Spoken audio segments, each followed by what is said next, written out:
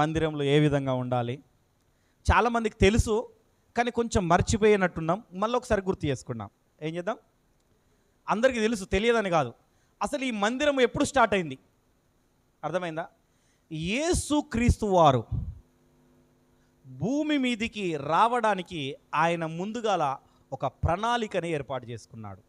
ఏం చేశాడు? ఎప్పుడు ఈ ప్రణాళికను ఏర్పాటు చేసుకున్నాడు అంటే, ఎప్పుడైతే ఆయన నిర్మించిన మానవులు ఆదాము అవ్వ ఎవరైతే ఉన్నారో వారు ఎప్పుడైతే దేవుని యొద్ద నుండి తప్పిపోయారో అప్పటి నుండి ఆయన ప్రణాళిక స్టార్ట్ అయిపోయింది. ఆయన ప్రణాళిక స్టార్ట్ అయినప్పుడు కొంచెం కొంచెంగా ఆయన ప్రణాళికను స్థిరపరుస్తున్నా అంటాడు. గుర్తుపెట్టుకోండి, నీ జీవితంలో కూడా ఒకేసారి ఆశీర్వాదము రావాలని కోరుకోకూడదు. ఏం కోరుకోకూడదు? ఒకటే నాకు ఎగ్జాంపుల్ చెప్తున్నాను, నేను ఎట్ ఏ టైం 1,00,000 రూపాయలు సంపాదించాలని కోరుకోకూడదు. తర్వాత 30,000, 40,000 ఇలా కష్టం విలువ తెలుస్తుంది నీకు, విలువ కనుక ప్రభువు వారి గురించి కూడా తెలుసుకోవడానికి ఆయన ఏం చేశాడంటే మోషేతో ఒక మాట చెప్పాడు. కొన్ని రోజులు నడిపిస్తున్నాడు, ప్రజలను నడిపిస్తూనే ఉన్నాడు, వాళ్ళు దేవుడు చెప్పిన కాడికి నడుస్తూనే ఉన్నారు. నడుస్తుంటే మధ్యలో ఆయనకు ఒక ఆలోచన వచ్చేసింది. హల్లెలూయా! ఎందుకంటే ఆయన రావాల్సి ఏముంది, యేసుక్రీస్తు వారు రావాల్సి ఉన్నది కనుక ఆయన ప్రణాళికకు ఒక కట్టడ సిద్ధం చేసుకుంటున్నాడు. ఏం చేస్తున్నాడు? నిర్గమకాండం 25వ అధ్యాయం. అందరం నిర్గమకాండం 25వ అధ్యాయం 8-9 వచనాలు చదవగలిగిన వాళ్ళు మైకులో చదివితే బాగుంటుంది. హల్లెలూయా! నిర్గమకాండం 25వ అధ్యాయం 8-9 వచనాలు నేను చదువుతున్నా. 65 పేజ్ నెంబర్.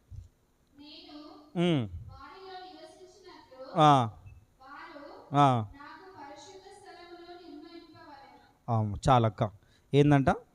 ఒకసారి ప్రార్థన చేసుకున్నాం. ప్రేమగల తండ్రి, దయగల యేసయ్య, కరుణగల రక్షక, దయాదాక్షిణ్య పూర్ణుడా, కోపించుచునే వాత్సల్యం చూపువాడా, నీకు వేలాది కోట్ల వందనాలు, స్తుతులు, స్తోత్రాలు చెల్లించుకుంటున్నాను ప్రభువా. ఈరోజు నేను వాక్యం చెప్తుండగా తండ్రి, నాలో నుండి మీరు మాట్లాడండి తండ్రి. పరిశుద్ధుడా, నీ పిల్లలకు తండ్రి వినగల చెవులు, గ్రహించగల మనసును కూడా మీరు దయచేయమని యేసు నామం అడుగుచున్నాను తండ్రి. ఆమెన్. హల్లెలూయా! దేవుని నామానికి మహిమ కలుగును గాక. ఏమంటున్నాడు ఇక్కడ?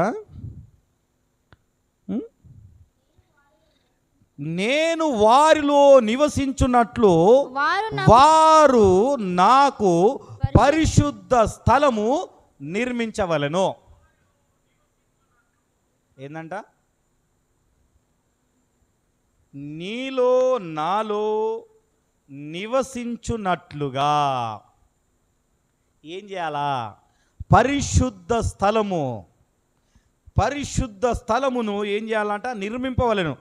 నేను నీకు కనపరచు విధముగా మందిరము యొక్క ఆ రూపమును, దాని ఉపరికరములన్నిటినీ రూపములను నిర్మింపవలెను. పరిశుద్ధ స్థలము కావాలంటున్నాడు, మందిరము కావాలంటున్నాడు. ఆయన మొదటిగా అడిగిన మాట, ప్రభువుల వారు మొట్టమొదటగా మనిషిని అడిగిన ఈ యొక్క మాట ఏమాట? ఆయనకు ఒక మందిరము కావాలి.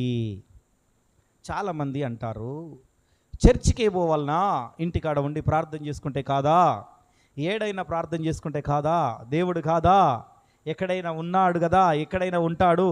కొద్దిమంది అంటారు, నా హృదయమే, దాని గురించి తర్వాత మాట్లాడుకుందాం, పెద్ద ఆలయమై ఉన్నది, కొరంతిలో ఉంటుంది, దీన్ని కూడా ఇప్పుడు లాస్ట్లో చూపిస్తా అని ఉంటా అంటే చెప్తుంటా అంటారు. కానీ దేవుడు ఏమన్నాడంటే, ముందుగాల నాకు ఒక పరిశుద్ధ స్థలము కావాలయ్యా, ఈ మందిరాన్ని నిర్మించు, దీన్ని ఒక రూపంగా నిర్మించు. మళ్ళీ ఏ విధంగా అంటున్నాడు? ఇష్టానుసారంగా నిర్మించడానికి లేదు, మళ్ళీ దీనిలో ఇష్టం వచ్చిన వస్తువులు పెట్టడానికి లేదు. అర్థమైందా?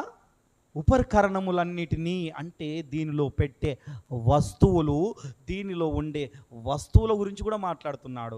అంటే ఉండే ఒక మనిషి అయిన మనము కూడా ఆయన దృష్టిలో ఒక వస్తువుమై ఉన్నాము.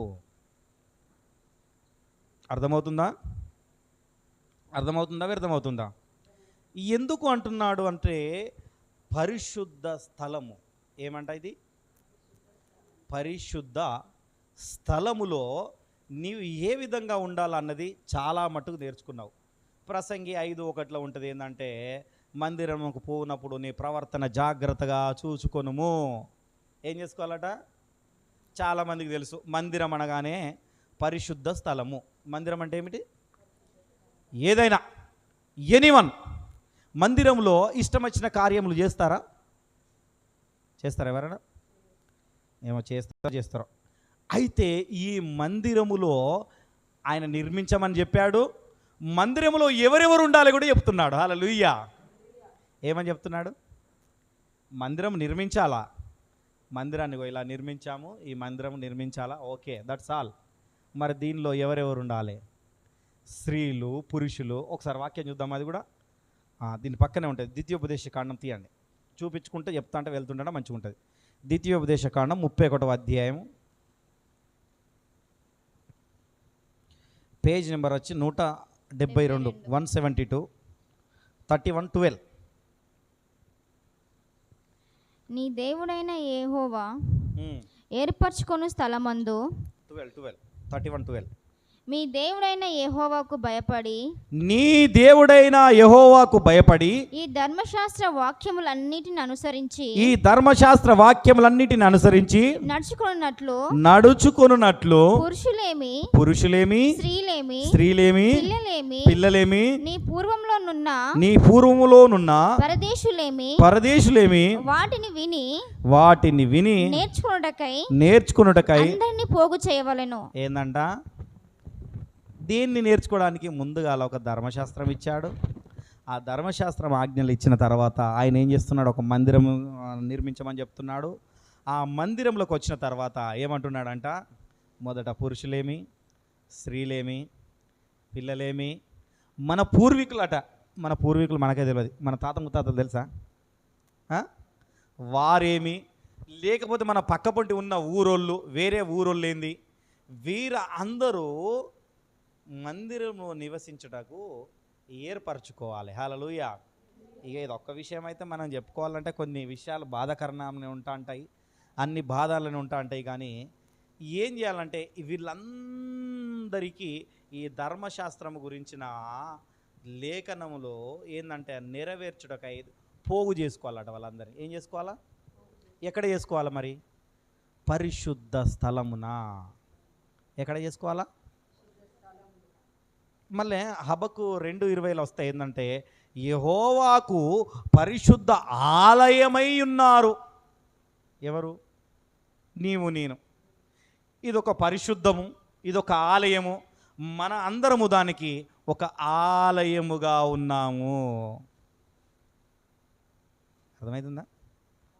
అంటే మందిరానికి గల ప్రాధాన్యత దేవుడు అప్పటి నుండే స్థిరపరచబడిపోతున్నాడు.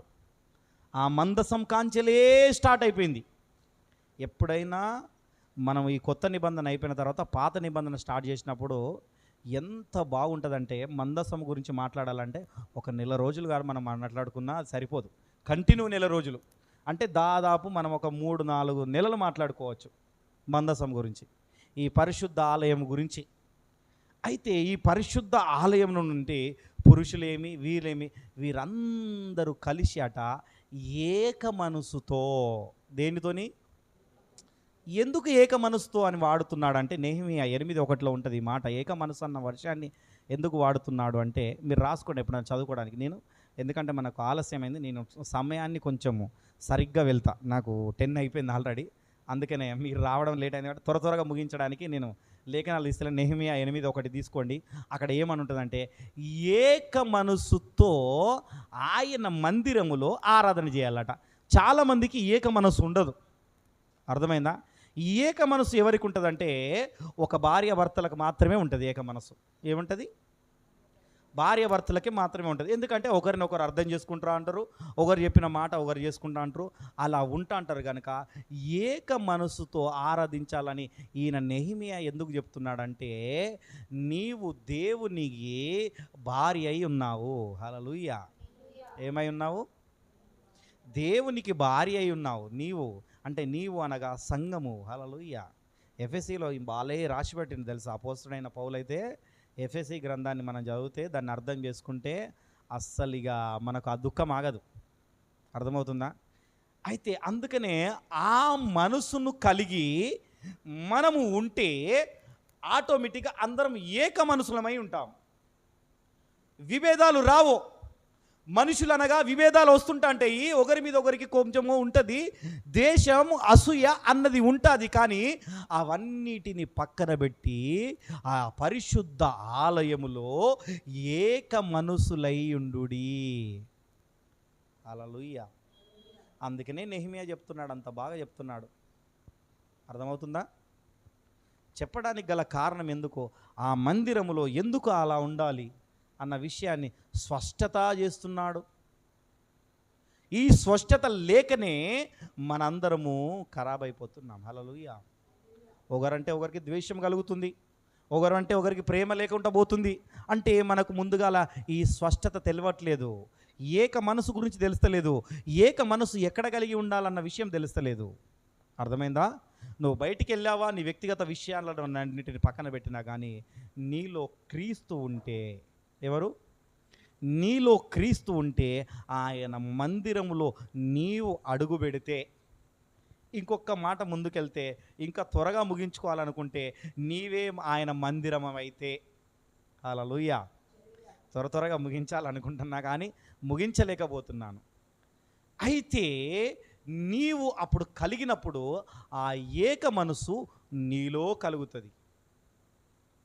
ఏం కలుగుతుంది?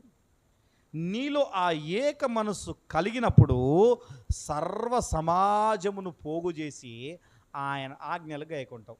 ఒక్కసారి ఇదొక వాక్యాన్ని చదువుదామా, తీద్దామా? నిర్గమకాండం 35వ అధ్యాయం 1 నుండి 3 వరకు. ఏం చేస్తావట నువ్వు? చాలామంది ఏం చేస్తారంటే ఏక మనసు లేకుండా ఆదివారాన్ని దొంగిలిస్తుండ అంటారు.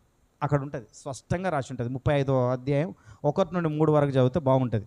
నిర్గమకాండం 35వ అధ్యాయం నిర్గమకాండము.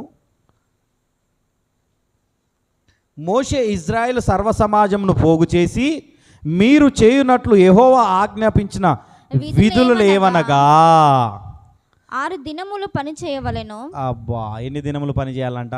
6 దినములు. 6 దినములు పని చేయాలా? దేవుడు పెట్టాడు. ఏక మనస్సు కలిగినప్పుడు, ఆయన మనసు నీలో కలిగినప్పుడు నువ్వు ఖచ్చితంగా దీన్ని పాటిస్తావు. 7 అన్నది సంపూర్ణతకు గుర్తు. బైబిల్లో ఉన్న 7 అంకె సంపూర్ణతకు గుర్తయి ఉన్నది. హల్లెలూయా. దేనికి గుర్తయి ఉన్నది? 6 దినములు యేసు ప్రభుల వారు వర్క్ చేసి 7వ దినమున విశ్రాంతినిచ్చాడు. ఆ 7వ దినానికి ఏంటంటే పరిశుద్ధ దినము. 7వ దినమును ఏం చేసినంటే పరిశుద్ధపరుస్తున్నాడు. ఈ పరిశుద్ధపరుస్తున్న ఆయన నిర్మించాలనుకున్న ఆ ఆలయములోనే ఆ పరిశుద్ధమ దినమున నీవు ఖచ్చితంగా ఉండాలి.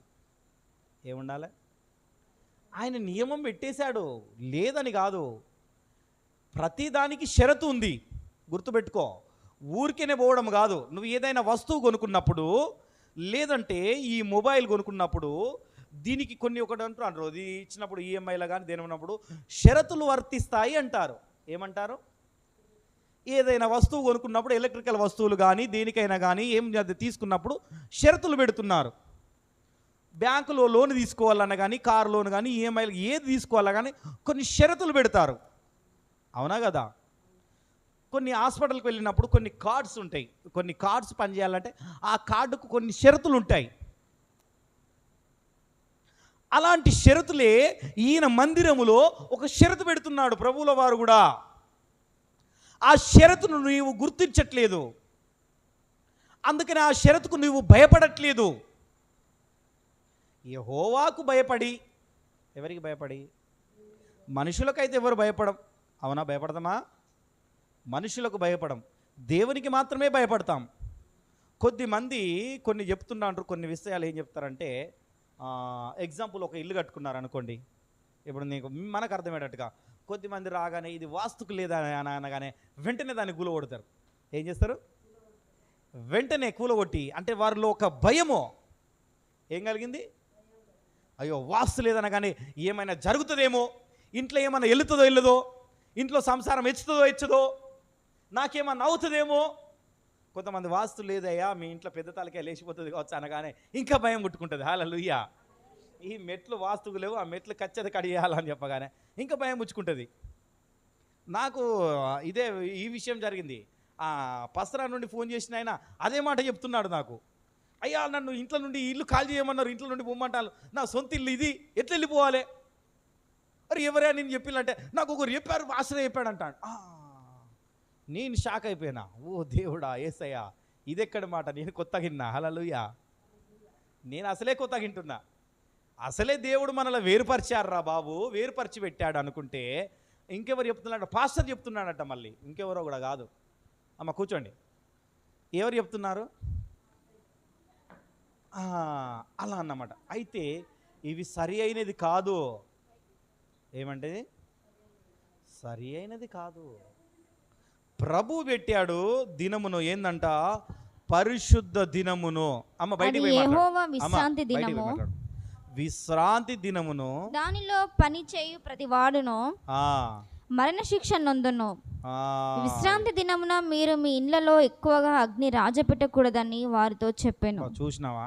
విశ్రాంతి దినమునైతే ఇక నువ్వు వంట వండుకోవడం కూడా బంద్ చేసి ముందుగాల దేవుని యుద్ధకు రమ్మంటాను. వస్తానా? నువ్వు వస్తానా? దేవునికి మహిమ కలుగును గాక. పాత నిబంధనకు వచ్చే వరకు ఇదంతా పాత నిబంధన చెప్తాను. ఇంకా చాలా ఉన్నాయి కానీ మీకు మళ్ళీ గ్రూప్లో పెడుతుంటా చూసుకోండి. కానీ దేవుడు ఖచ్చితంగా చెబుతున్నాడు, పరిశుద్ధ స్థలము కావాలి ఆయనకు. ఆ స్థలంలో ఒక దినాన్ని ఆరాధించాలి, ఒక దినం ఖచ్చితంగా అది ఆ స్థలంలో ఉండాలి. ఆ స్థలంలో ఉన్నప్పుడు నీ ఇంటి గురించి నువ్వు ఆలోచించకూడదు, నీ ఇంటిలో అగ్గి కూడా పెట్టకూడదు. అగ్గి కూడా పెట్టకూడదు అంటే ఏంటిది? వంట కూడా చేయకూడదు అన్నట్టు అర్థం. ఏం చేయన్నట్టు? ఎంత కఠినమైన నిర్ణయం అయ్యా! ఈ నిర్ణయాన్ని పాటిస్తామా? పాటించలేము. ఇది కొంచెం కష్టమైనదే, అవునా కదా? అందుకనే వాస్తు గురించి చెప్పాను. కొంతమంది వాస్తు అని చెప్పగానే వెంటనే దానికి సరి చేసుకుంటా అంటారు. భయం, ఆ భయము నీలో నాలో కలగట్లేదు. దేవుడంటే నువ్వేం చేస్తున్నావు అంటే, యేసుక్రీస్తును నమ్ముకున్నావు, నేను రక్షింపబడ్డాను, నేను పరలోక రాజ్యానికి వారసురాలను అవుతాను అన్న భ్రమలో బ్రతుకుతున్నావు. కానీ ఆయన కొన్ని షరతులు పెట్టిండన్న విషయాన్ని నువ్వు మర్చిపోతున్నావు. ఆయన ఒక నిబంధన పెట్టాడు. ఈ పాత నిబంధనలు, ఈ నిబంధనలు పెట్టి ఆయన మత్తయి సువార్తకు వచ్చే వరకు 5వ అధ్యాయం 17వ వచనంలో ఏమంటాడంటే, నేను ఈ ధర్మశాస్త్రంను నెరవేర్చటికే వచ్చి తిని కొట్టివేయటకు వచ్చితనని తలంచవద్దు. అంటే ఈ నియమాలను ఇంకా కఠినపరచడానికి వచ్చిన నేను అంటున్నాడు. ఏ విధంగా కఠినపరిచాడో తెలుసా? చూద్దాం ఒకసారి ఏ విధంగా కఠినపరిచాడో. అపోస్తుల కార్యము కొత్త నిబంధనకు వద్దాం, 2వ అధ్యాయము 46వ వచనం చూడండి. ఎంత విధంగా కఠినపరిచిండు ఆయన. అర్థమవుతుందా? నెరవేర్చడానికి వచ్చిండంట. ఒక దినమని అప్పుడు చూసి చూడకుండా పోయాడు. ప్రభులో వారు మంచిగా గుర్తుపెట్టుకోండి, ఒక దినమని చూసి చూడనట్టుగా తలంచి ఉన్నాడు. కానీ ఇక్కడ వారు ఏం చేస్తున్నాడు ఎరికేనా? ఇక్కడ అపోస్తుల కార్యంలోకి వచ్చినప్పుడు ఆయన ఏమని చెప్తున్నాడంటే ఒకసారి చదువుదామా త్వరగా. మరియు 2వ అధ్యాయము 46. మరియు వారు ఏక మనస్కులై ప్రతి దినము దేవాలయంలో తప్పక కూడుకొనుచు. ఎక్కడమ్మా? వారు ఏక మనసులై. ఏ మనసులై?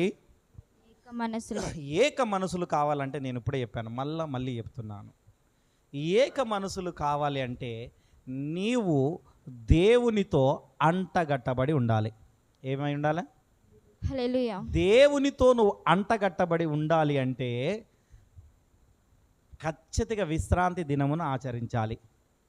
విశ్రాంతి దినమును ఆచరించడం అన్నది పాత నిబంధన అయితే, కొత్త నిబంధనకు వచ్చే వరకు ఆయన కఠినమైన ఆజ్ఞలు పెట్టాడు.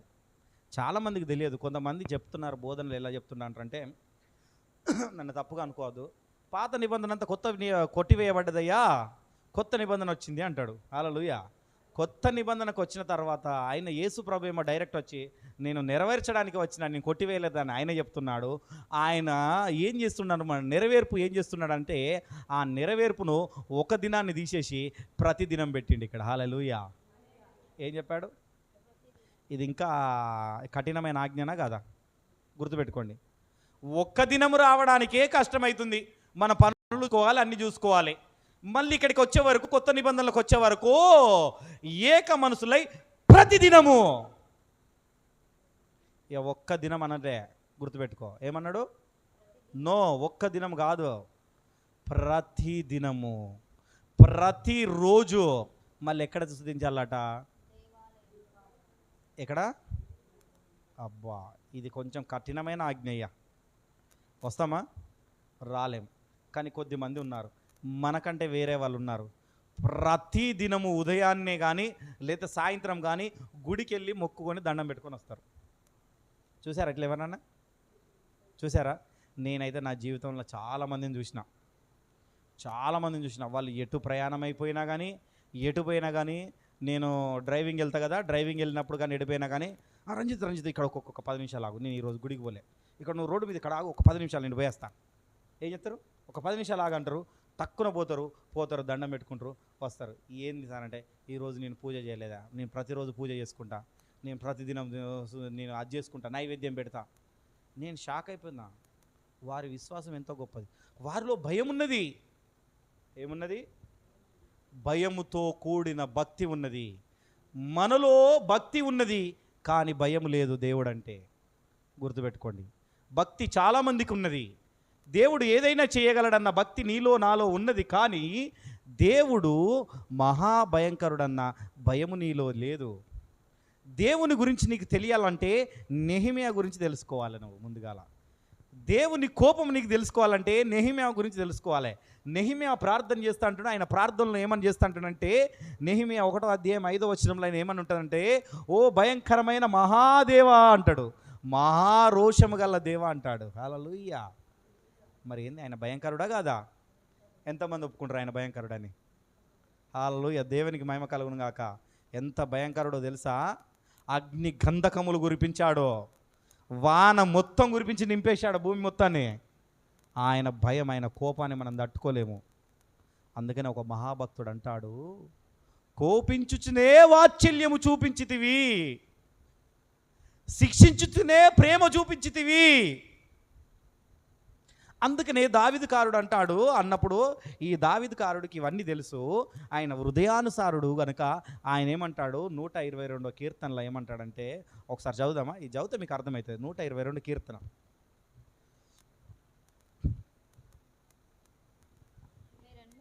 ఒకటి నుండే 122 ఒకటి చదవండి. యెహోవా నీ మందిరముకు వెళ్ళుదుమని ఏందంటమ్మా? బాబా, ఎంత మాట, ఎంత గొప్ప మాట. యెహోవా, ఎవరు? యెహోవా మందిరముకు వెళ్ళుదామని ఎవరన్నప్పుడు? జనులు నాతో అనినప్పుడు. ఇప్పుడు నీవు ఉన్నావు, నీతో ఎవరన్నా దేవేందర్ చర్చికి వెళ్దామా అన్నప్పుడు నీలో సంతోషం కలగాల. దావీదుకు ఆ సంతోషం కలిగినది కాబట్టి ఆయన హృదయానుసారుడయ్యాడు. నీవు నేను ఆయనకు హృదయానుసారుడు అయితలేమంటే, నువ్వు చర్చికి వెళ్దాం, ఈరోజు ఒక మీటింగ్ ఉన్నదంటే, అయ్యా నాకు కొంచెం ఇంట్లో పని ఉన్నది, పని చూసుకున్న తర్వాత వస్తా. నేను ఏం చేస్తా? ఏమొస్తా? పని ఉన్నది చూసుకున్నాక వస్తా. మొన్న పొలం కాడికి పోతే పొలం అయిపోలే, ఇంకా డబ్బులు ఇవ్వలేదు వాళ్ళు పొలం కాడ. ఈరోజు వస్తే ఇస్తా అని చెప్పిళ్ళు. కొంచెం నాటేసేది కొంచెం ఉన్నది, కొంచెం కలుపు తీసేది ఉన్నది. అది చేస్తే వాళ్ళ డబ్బులు వస్తాయి, అంతేనా? అది చూసుకొని నెక్స్ట్ వారం వస్తా. ఎప్పుడు వస్తా? అర్థమవుతుందా? కానీ దేవుడు అంటున్నాడు, ఆయన మందిరమునకు వస్తాడట. ఎక్కడికి వస్తాడు? ఈ మాట కూడా చూద్దామా? మలాకి 3:1 తీద్దామా? మీకు అర్థమవుతుంది. మత్తయి సువార్త పక్కన ఉంటుంది, త్వరగా తీయడానికి మీకు చెప్తున్నా. మత్తయి సువార్త పక్కనే ఉంటుంది. మత్తయి సువార్త కంటే ముందు మలాకి 3:1 లాస్ట్కి ఉంటుంది. చూడండి అక్కడ ఎంత గొప్ప మాట ఉంటుంది చూడండి. అది ఒకసారి చదవండి. ఇదిగో నాకు ముందుగా మార్గము సిద్ధపరచుటకై నేను నా దూతను పంపుచున్నాను. మీరు వెతుకుచున్న ప్రభువు అనగా మీరు కోరు నిబంధన దూత. ఇగో ఏందంటే ఇక్కడ చూడండి, అనగా మీరు కోరు నిబంధన దూత తన ఆలయమునకు హఠాత్తుగా వచ్చును. చాలు. ఈ నిబంధన దూత అనగా యేసు క్రీస్తు వారు. ఆయన రెండో రాకడ గురించి ఇక్కడ మాట్లాడుతున్నాడు. ఎక్కడికి వస్తాడట? ఎక్కడికి వస్తాడట? ఆలయమునకు. ఆలయమునకు హఠాత్తుగా వచ్చును. ఈ నిబంధన దూత, నిబంధన నెరవేర్చిన ఈ దూత, యెహోవా దూత, తండ్రి అయిన కుమారుని దూత ఏమంటుందంట? ఎక్కడికి వస్తుందట? ఎక్కడికి వస్తుంది? మీ ఇంట్లోకి వస్తుందా? మందిరమునకు వస్తుంది హఠాత్తుగా. అందుకనే కొద్దిమంది అంటారు, ఈరోజు వారం రాకపోవడం వల్ల కొద్దిమంది చెప్తా అంటారు ఎంతో మిస్ అయిన అంటారు. హల్లెలూయా. నేను నాకు దెబ్బ తాకినప్పుడు ఒక 2 వారములు రాకపోతే నా మనసు నిమ్మలం లేదు. ఎంతో మిస్ అయినా కావచ్చు. అప్పుడు ఈ వాక్యం మధ్య చదివినప్పుడల్లా నా గుండెలు పలిగిపోతాయి. ఇప్పటికీ నేను ఆయనను అడుగుతా, ప్రభువా నన్ను క్షమించండి, ప్రభువా నీ కాళ్ళు మొక్కుతా, నన్ను క్షమించండి, దయచేసి నాకు ఈ శిక్షను తప్పించండి అంట. నేను ఇప్పటికీ అడుగుతూనే ఉంటా. ఎందుకంటే అప్పుడు ఆయన వచ్చిండేమో, అది నేను రిసీవ్ చేసుకోలేదేమో అన్న భయం నాలో ఉన్నది. మందిరానికి దేవుడు అంతగా ప్రాధాన్యత ఇస్తున్నాడు. హల్లెలూయా. అందుకనే కొద్దిమంది జనులు మందిరానికి చాలా ప్రాధాన్యత ఇస్తున్నారు. రోజు ప్రతిదినం వెళ్ళి అందుకనే దండం పెట్టుకొని వస్తున్నాడు. ఎందుకు? అది పరిశుద్ధ ఆలయమై ఉన్నది.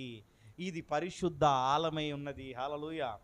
ఈ ఆలయాన్ని కొద్దిమంది ఖరాబ్ చేస్తున్నారు. అది విషయం తర్వాత లేక కొద్దిమంది ఇష్టం వచ్చిన వాళ్ళని పిలిపించుకుంటూ ఇష్టమైన కార్యములు చేసుకుంటూ ఉంటున్నారు. అది వేరే లెక్క. అందుకని నేను ఇక్కడ పడుకోవద్దనే చెప్పేసిన. నేను ఏం చేసిన, ఎవరైనా పడుకుంటున్నారంటే వద్దని చెప్పిన. ఎవరైనా కొత్త వాళ్ళతో ఒక రోజు పడుకోండి, అంతేగాని ఎవరైనా ఉండడానికి వాళ్ళు ఉండడానికి ఆశ్రయం ఇద్దాం. అంతేగాని ఊరికే పడుకొని ఊరికే ఇష్టానుసారంగా వాడుకోవడానికి ఇది పరిశుద్ధ ఆలయము. హల్లెలూయా. నార్మల్ టెంపుల్ కాదు. కొంతమంది ఇష్టానుసారంగా చేసుకుంటా అంటారు. వాళ్ళకు తెలివి ఉండి చేస్తారో తెలివి ఉండగా చేస్తారో, పాస్టర్స్ అయినా కానీ వేరైనా కానీ, బైబిల్ జ్ఞానం ఉందో లేదో కానీ ఈ ఆలయం ఎంత పరిశుద్ధంగా ఉంచాలన్న విషయం తెలియదు. దేవుడు చెప్తున్నాడు పరిశుద్ధ ఆలయము. ఏమంట ఇక్కడ చెప్పేశాడు. మళ్ళీ కొత్త నిబంధనకు వద్దాం. మనం మళ్ళీ కొత్త నిబంధనలు అడుగు పెడదాం. కొత్త నిబంధనలకు వచ్చినప్పుడు తర్వాత ప్రతి దినము అంటున్నాడు. ప్రతి దినం కాకపోయినా కానీ మనం పాత నిబంధనను పట్టుకున్నా కానీ వారమైనా వారానికి ఒకసారి ఉండాలి. ఈ ప్రతి దినము మనం దేవుని దగ్గర కాకుండా మన ఇంటిలోనన్నప్పుడు అర్థం చేసుకున్న వారమై ఉండాలి. ఏం చేయాలి? ఎంతమంది చేసుకుంటున్నారు? ఇంటిలోని చేసుకుంటున్నారా? దేవునికి స్తోత్రం, నాకు ఆత్రం అంటున్నారా? లేదా ఒక్క నిమిషం చేసుకోగానే నాకు అయిపోయింది అనుకుంటున్నారా? హల్లెలూయా. కనీసానికి లెక్కల ప్రకారం చూసుకుంటే ఒక రోజుకు 2.5 గంటలు దేవునికి ఇవ్వాలి. ఎన్ని ఇవ్వాలి? పాత నిబంధన ప్రకారం. ఇది మళ్ళీ చెప్తున్నా, పాత నిబంధన ప్రకారం. కొత్త నిబంధన ప్రకారం అయితే నువ్వు 24 గంటలు ఇచ్చిన సమయం లేదు. హల్లెలూయా. కొత్త నిబంధన ప్రకారం అయితే నీకు కలిగిన కొద్ది, అంటే నీకు సమయం ఉన్న కొద్ది, సమయం ఉన్న కొలది ఇవ్వాలి. అయితే ఇక్కడికి వచ్చే వరకు ఇంకొక మాట చెప్పి నేను ముగిస్తాను. చివరి మాట చెప్పి నేను ముగిస్తాను. కొరింథీయులకు రాసిన మొదటి పత్రిక 3వ అధ్యాయము 16వ వచనాన్ని చదువుదాం. అందరు తీయాలి. ఇప్పుడు ఏమంటుందంటే అక్కడ తీసి చదవండి. 3:16. మీరు దేవుని ఆలయమై ఉన్నారనియు. అబ్బా, మళ్ళీ ఏంది? మీరు దేవుని ఆలయమై ఉన్నారనియు, దేవుని ఆత్మ మీలో నివసించుచున్నాడనియు మీరు ఎరగరా? అబ్బా, మళ్ళీ ఇది మళ్ళీ కఠినమయమన్నది. ఈ మాటను చూసి మళ్ళీ అందరూ అంటారు, ఏందంటారు అంటే మనమే కదా ఆలయము, అంతేనా కదా? ఎంతమంది ఈ మాట చెప్పారు? చాలామంది చెప్తారు నీ హృదయమే దేవుని ఆలయమై ఉన్నదని చాలామంది చెప్తున్నారు. అన్నారా? ఈ మాట విన్నారా? ఎంతమంది దగ్గర విన్నారు కదా? ఈరోజు నేను చెప్తున్నా వినండి. ఈరోజు నేను చెప్తున్నా వినండి. ఇక్కడ అపోస్తుడైన పౌలు మీరు దేవుని ఆలయమై ఉన్నారు, దేవుని ఆత్మ మీలో నివసించి ఉన్నది. ఇది ప్రాముఖ్యమైనది. మీరు దేవుని ఆలయమై ఉన్నారు అంటే దేవుని మందిరంలోకి వచ్చి ఆయన ధర్మశాస్త్ర గ్రంథమును చదివి ఆయన నియమించిన ఆజ్ఞలను గైకొనినప్పుడు ఆ మందిరం అన్నది నీ హృదయంలో స్థిరపడిపోతుంది. అర్థమైందా? అర్థం కాలేదా? కాలే కదా? మళ్ళీసారి చెప్తా. ఇప్పుడు ప్రతిదినం ఈ మందిరానికి వస్తున్నావు, గుర్తుపెట్టుకోండి. ఈ మందిరానికి రాగానే ఇలా అన్నీ చూస్తున్నావు. ఇక్కడ స్టేజ్ ఉంది, కుర్చీ ఉంది, పులిపీట ఉంది, ఇన్ని చైర్లు ఉన్నాయి, ఇవన్నీ వస్తున్నావు. ఇవన్నీ నీ మైండ్లో రిజిస్ట్రేషన్ అయిపోతాయి. ఏమైపోతాయి? ఇది చూడండి, నమ్మకం చూడండి. ఏమైతాయి? ఇవి నా మైండ్లో ఉండిపోతాయి, నిలిచిపోతాయి. నువ్వు ఎక్కడున్నా కానీ మందిరం ఎలా ఉన్నదంటే, మందిరం లోపల ఎక్కడున్నాయంటే నువ్వు చెప్పగలుగుతావు. నీ ఇంట్లో ఏ వస్తువు ఎక్కడున్నది అన్నది నువ్వు ఇంట్లో లేకున్నా కానీ ఫోన్ చేసినా కానీ ఎక్కడ ఉన్నది ఈ వస్తువు ఇక్కడ ఉన్నదని నువ్వు చెప్పగలుగుతావు. ఎందుకంటే ప్రతి దినము నువ్వు దాన్ని చూస్తున్నావు. అర్థమవుతుందా? ప్రతి దినము దాన్ని చూస్తున్నావు కనుక నీకు తెలిసిపోతుంది. కానీ నీ లోపట ఆత్మ, దేవుని ఆత్మ అన్న విషయాన్ని నువ్వు గుర్తించలేకపోతున్నావు. అందుకని ఏమంటున్నాడంటే, మొదట పాత నిబంధనకు వచ్చి నువ్వు ఆలయంలోకి వచ్చిన తర్వాత నువ్వు ప్రతిదినం ఆయనను ఏక మనసుతో ఉన్నప్పుడు ఏమవుతుందంటే, ఆ ఏక మనసు కలిగినప్పుడు ఏంటంటే నీ హృదయము ఆలయం అయిపోతుంది. హల్లెలూయా. అందుకనే ప్రకటన 3:20కి వచ్చే వరకు ఏమంటాడంటే, నీ హృదయమనే తలుపు నొద్ద నిలుచుండి తట్టుచున్నాను. అర్థమవుతుందా? తలుపు ఉంది హృదయానికి. ఈ గుమ్మముకు అక్కడ తలుపు ఉంది, నీటి తలుపు ఉంది. ఆ తలుపును తీసి, అర్థమైందా, తీస్తేనే ఈ లోపలికి రాగలుగుతాం, లేదా రాలేము. అవునా కదా? మందిరంలో అడుగు పెట్టాలంటే ఆ గుమ్మంలో నుండి ముందు అడుగు పెట్టాలి. అవునా కదా? అందుకని ఏమంటున్నాడంటే, నీ మందిరములో నీవు అడుగు పెట్టాలి అంటే ముందుగాల నీ మనసును తెరవాలి. దేవుని యొద్దకు రావాలన్న మనసు నీలో కలగాలి. కలగట్లేదు చాలామందికి. ఏం కలగట్లేదు? అందుకని ఈ మాట చెప్తున్నాడు, హృదయమనే తలుపు నొద్ద నేను నిల్చుండి తట్టుచున్నాను. మరి హృదయం అంటే తలుపు అంటే ఏమిటి? అంటే నువ్వు హృదయమైన తలుపును తీయట్లేదనే కదా నీ అర్థము. ఆయన నీ దగ్గరికి రావాలని చూస్తున్నాడు అంటే నువ్వు తీయట్లేదు, ఇంకా తీయలేదు అంటే నువ్వు ఆయన మందిరంలో నువ్వు ఇంకా అడుగు పెట్టలేదు. పెట్టినా అనుకుంటున్నావు. ఏమనుకుంటున్నావు? ఇంకొకడ ఉంటుంది, ఇదే 6:19లో ఉంటుంది. ఇది ఎక్కడ ఉంటుంది? మీ దేహము ఏందంట? ఒకసారి చూడండి, కొరింథీయులకు రాసిన పత్రిక 6:19 ఒకసారి చూడండి. మీ దేహము దేవుని వలన మీకు అనుగ్రహింపబడి మీలోనున్న పరిశుద్ధాత్మకు ఆలయమై ఉన్నదని మీరు ఎరగరా? మీరు మీ సొత్తు కారు. చెప్దాం ఏందంట? చాలు ఒకటిద్దాం. మీ దేహము దేవుని వలన మీకు అనుగ్రహించబడినది. ఎవరి వలన? మోషేతో చెప్పాడు, మోషే నాకు ఒక మందిరం కావాలి, పరిశుద్ధ స్థలం కావాలి, ఇలా గట్టు అన్నాడు. అంతకంటే ముందు ఏం చేశాడు? మన దేహాన్ని రెడీ చేశాడు. ఏం చేశాడు? రెడీ చేసి ఆయన ఆత్మను పెట్టి మీ దేహంలో ఏమంటున్నాడంటే, ఆయన ఆత్మ ఉన్నది కనుక ఇదొక ఆలయం ఉన్నది. అర్థమైందా? అర్థం కాదు. మళ్ళీ ఇంకొక స్పష్టంగా చెప్తా, మళ్ళీ ఇంకా కొంచెం మీకు అర్థమయ్యే రీతిగా చెప్తా. ఇదంతా ఒక దేహం. ఏం చెప్తా? ఈ గుడి, ఈ గోడలు ఉన్నాయి, ఈ గోడలు 4 పక్కలు ఉన్నాయి, ఇదంతా ఒక దేహము. ఈ దేహంలోకి నీవు ఒక ఆత్మవు, నీవు వచ్చి లోపట ఉన్నావు అంటే ఇప్పుడు ఎక్కడ నువ్వు భద్రపరచబడి ఉన్నావు? నీ దేహంలో నువ్వు భద్రపరచబడి ఉన్నావు అంటే ఇప్పుడు నీకు భద్రత ఎక్కడున్నది? ఇప్పుడు ఎండ దెబ్బ వడదెబ్బ తాకకుండా నీకు ఈ గృహము భద్రతగా ఉన్నది. ఇక్కడ నువ్వు భద్రపరచబడి ఉన్నావు. అందుకని నీ దేహము దేవుని ఆలయమై ఉన్నది. ఈ ఆలయంలోకి నువ్వు అడుగుపెట్టినప్పుడు నువ్వు భద్రపరచబడతావు. నీ ఆత్మ భద్రపరచబడి ఉన్నది.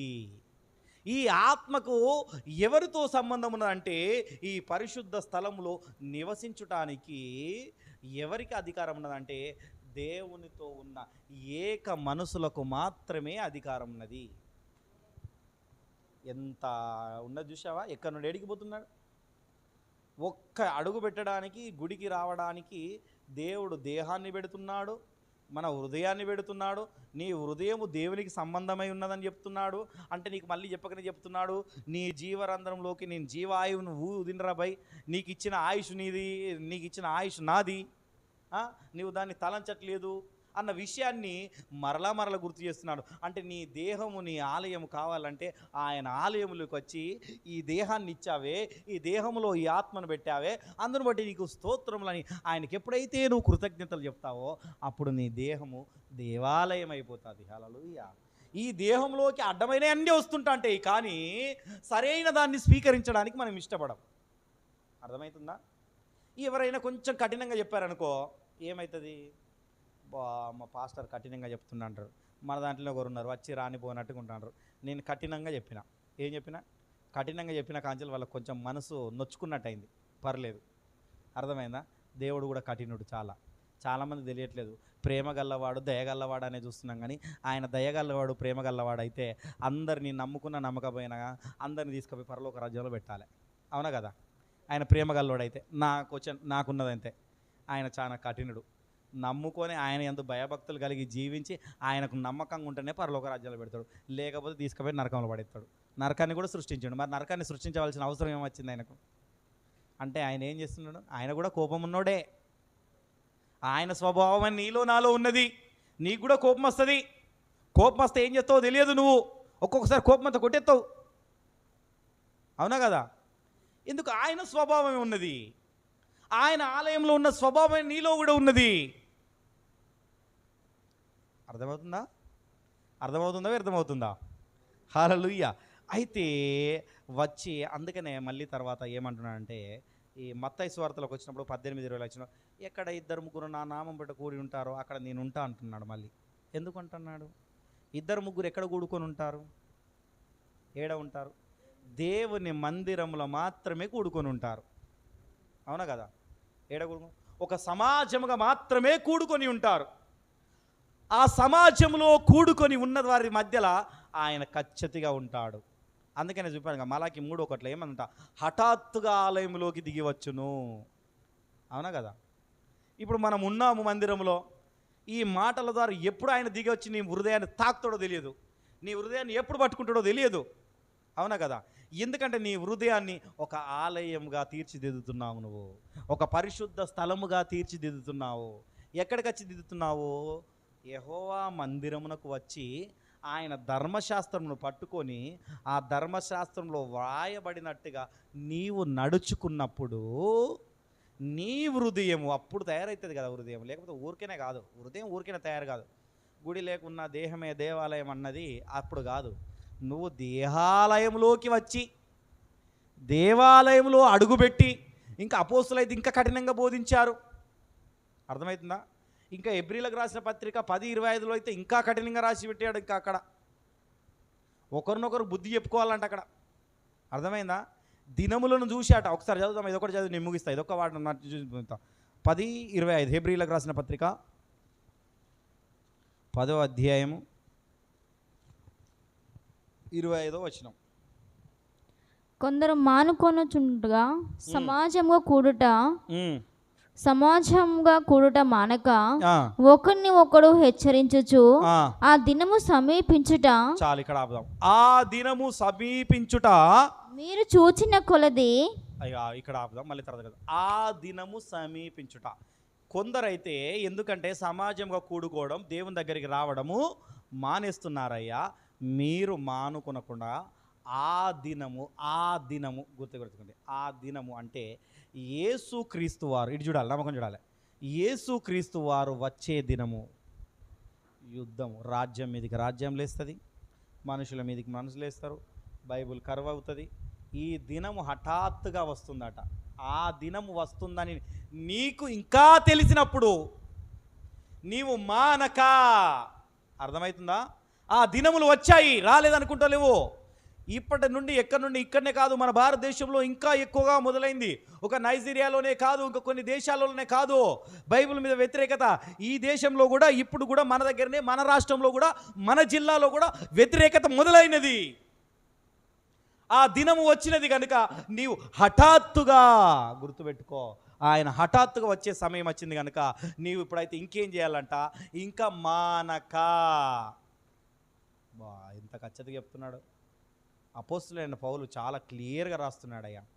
ఆయన మారు మనసు పొందిన తర్వాత, ఆయన ఎంత దుర్మార్గుడో, ఆయన మారు మనసు పొందిన తర్వాత దేవుని మనసు ఆయనలో కలిగినప్పుడు, దేవుణ్ణి స్వయంగా చూడకపోయినా దేవుని ఏందో అని ఆయన చనిపోయి పునరుత్థానమైన క్రీస్తుని చూసినాక, ఆ క్రీస్తు ఈయనలోకి వచ్చిన తర్వాత ఆయన ఎంత గొప్పగా ఎన్ని సంఘాలకు రాశాడు తెలుసా? లేఖనాలు 14 లేఖలు రాశాడు.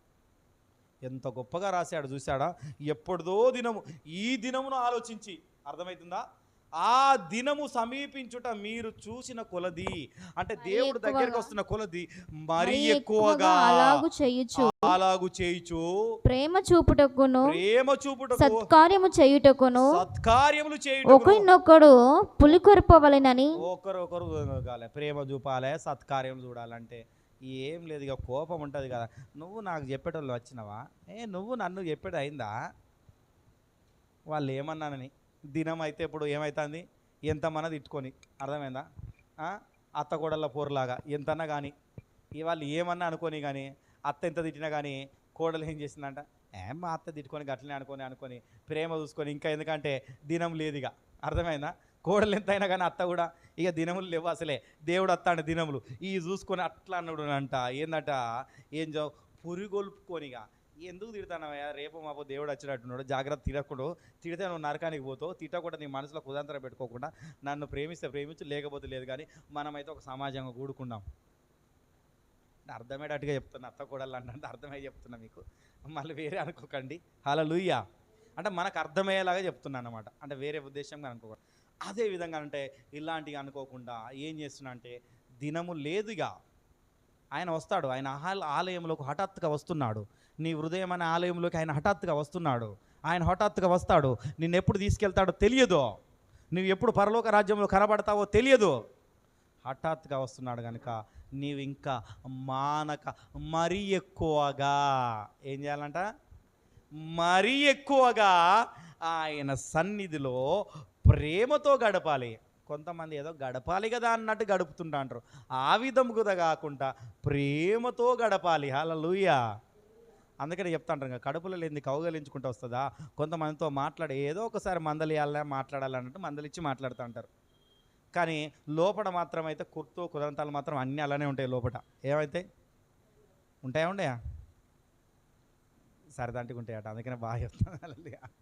ఉంటాయా అంటే సరదాంటి నీకు ప్రేమతోనట, అలాంటి ఏముండకుండా ప్రేమతో, హల్లెలూయా, అంటే మనస్ఫూర్తిగా, నువ్వు మనస్ఫూర్తిగా ప్రేమించట్లేదు దేవుణ్ణి, మనస్ఫూర్తిగా నీ హృదయంలోకి ఆయనను ఆహ్వానించట్లేదు. ఆయనను నీ హృదయంలోకి ఆహ్వానించాలంటే ఈ ధర్మశాస్త్రము, ఈ ఆజ్ఞలను నువ్వు గైకొనాలంటే ఆయన మందిరంలో మాత్రమే గైకొనగలుగుతావు, వేరే కాడ గైకొనలేవు. హల్లెలూయా. కనుక ఏం చేయాలంటే ఆయన మందిరంలో ఉన్నప్పుడు ఏం చేయాలంటే ముందుగానే ప్రభువుల వారు రావడానికి ఆయన సిద్ధపాట్లు ఆయన చేసుకున్నాడు. ఏం చెప్తున్నాడు, ఒక మందిరం కావాలని చెప్పాడు, ఆ మందిరంలో నువ్వు ఏ విధంగా నడుచుకోవాలని చెప్తున్నాడు, ఆజ్ఞలను గైకొనాలంటున్నాడు, ఒక దినాన్ని ఇయ్యమని చెప్తున్నాడు. ఆ మందిరానికి ఎన్ని చెప్పాను, ఒక దినాన్ని ఇయ్యమంటున్నాడు, ఆ దినం ఇచ్చిన తర్వాత ప్రేమతో నడుచుకోమంటున్నాడు.